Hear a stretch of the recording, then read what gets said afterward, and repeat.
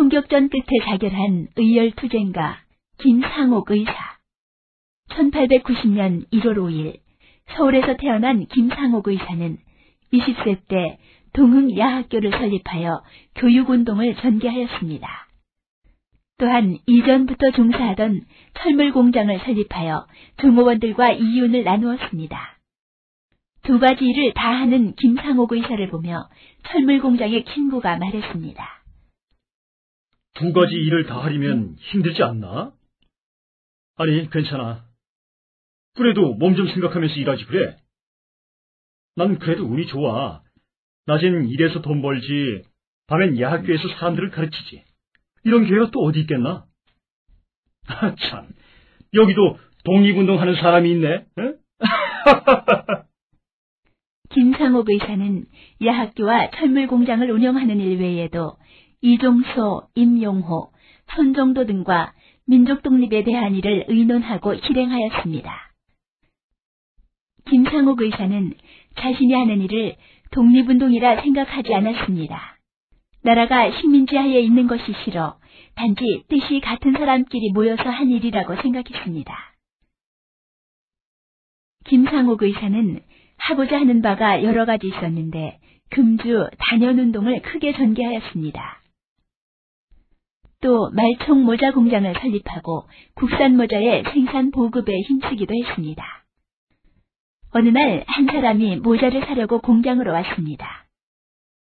이 모자를 조금만 사도 괜찮소? 그럼요.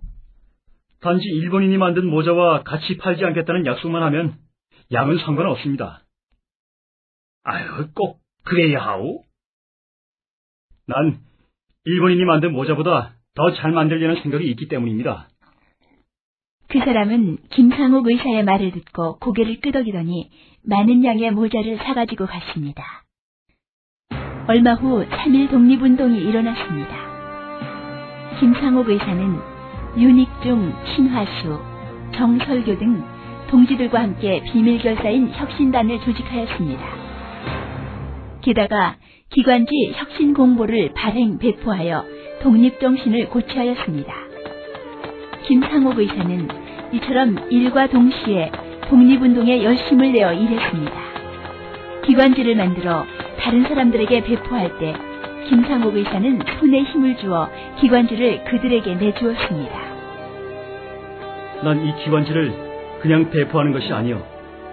태극기를 손에 쥐고 흔들듯이 기관지를 배포하는 것이오. 여기에 우리의 뜻이 담겨있고 우리의 피가 담겨있다고 믿소. 그리고 김상옥 의사는 1920년 봄에는 만주에서 들어온 군정서원 김동순과 만나 암살단을 조직하였습니다. 그들의 계획은 일본 기관을 파괴하고 요인을 암살하는 등의 직접 행동으로 독립운동을 하려는 것이었습니다. 김상옥, 이번에 들어오는 미국 의원단을 목표로 행동에 옮길 수 있겠나? 그럼요. 저에게 기회를 주시는 겁니까? 그렇네. 자네에게 일을 맡겨도 되겠다는 판단이 섰네.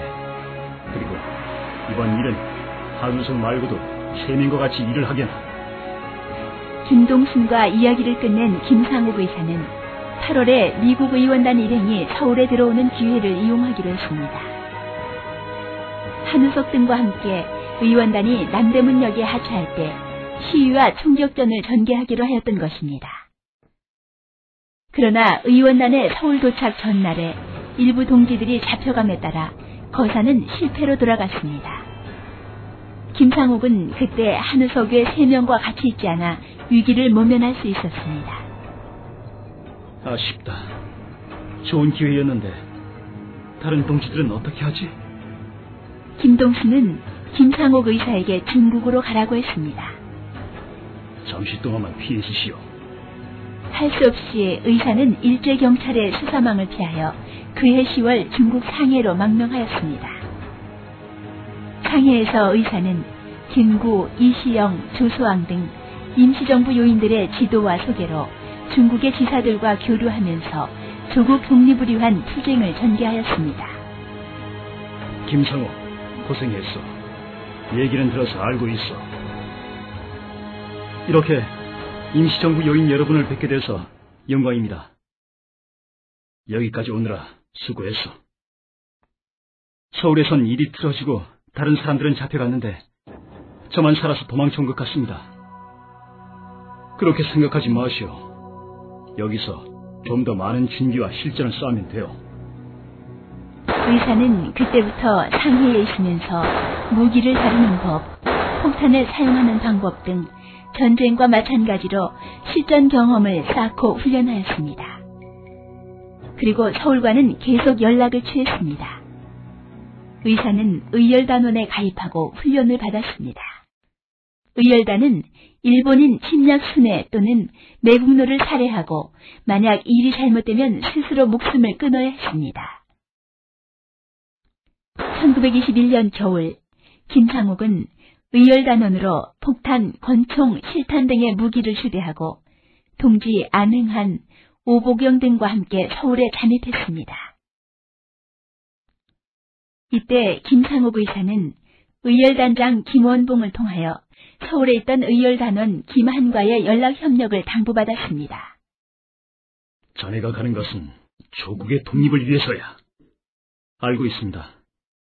또 어떠한 일이 있든지 간에 이 일이 임시정부의 일에 누가 되면 안 되네. 서울에 가거든 김한과 연락을 취하도록 하고. 네. 김상옥 의사는 훗날의 기약 없이 마지막이라 생각하고 서울로 들어왔습니다. 서울로 들어온 김상옥 의사는 동지들에게 연락하며 거사의 기회를 노리고 있었습니다. 김한은 김상옥에게 당부하였습니다. 자신에게 주어진 일이 부담스럽지는 않소. 아니요, 내가 해야 할 일이라 생각하오. 어떤 어려운 일이 있어도 그 정신 잊지 마시오. 내가 살아남았던 것은 이 일을 위해서였던 것 같소. 김상옥 의사는 서울에 들어온 1923년 1월 12일 밤, 그는 종로경찰서에 폭탄을 투척하였습니다.